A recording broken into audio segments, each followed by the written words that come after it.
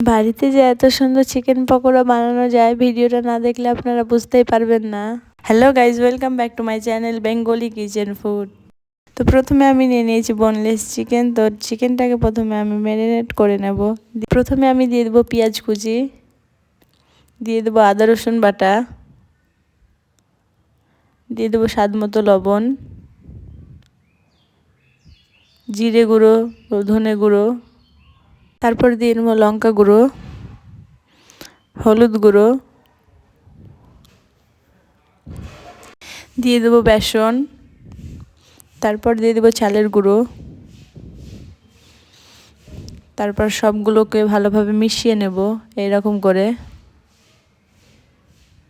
ঠিক আপনারা এইভাবে মিশিয়ে নেবেন।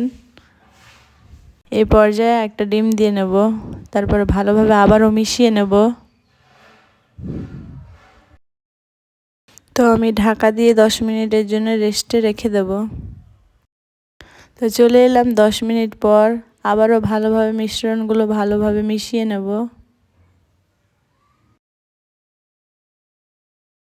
এরপর নিয়ে নিয়েছি একটা কড়াইয়ে দিয়ে দেবো তেল। তেলটা যদি গরম হয়ে ওঠে তাহলে একটা একটা করে চিকেনগুলোকে দিয়ে দেবো।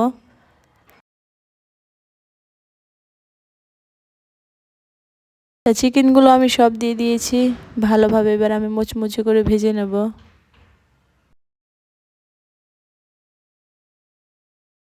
তা পকোড়াগুলো আমি এভাবে উল্টে পাল্টে ভেজে নেব। পকোড়াগুলো আমার লাল লাল করে ভাজা হয়ে গেছে। এবার আমি এগুলো তুলে নেব।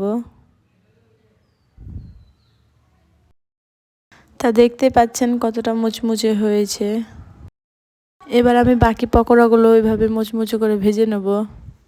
ভিডিওটা যদি আপনাদের ভালো লেগে থাকে তাহলে লাইক, কমেন্ট, শেয়ার একদমই করতে ভুলবেন না। আর চ্যানেলে যদি আমার নতুন হয়ে থাকেন তাহলে চ্যানেলটাকে প্লিজ সাবস্ক্রাইব করে দেবেন।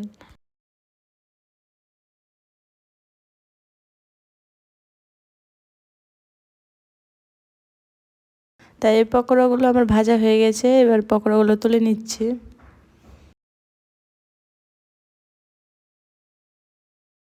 তা আমি এবার পকোড়াগুলো একটা প্লেটে নিয়ে নেব। তো দেখতেই পাচ্ছেন কতটা পকোড়াগুলো জুসি হয়েছে। তা খেতে কিন্তু অসাধারণ হয়েছে। একবার না হলে আপনারা বাড়িতে ট্রাই করে দেখতে পারেন। তা আজকের মতো এখান থেকে বিদায় নিচ্ছি। দেখা হবে নেক্সট ভিডিওতে।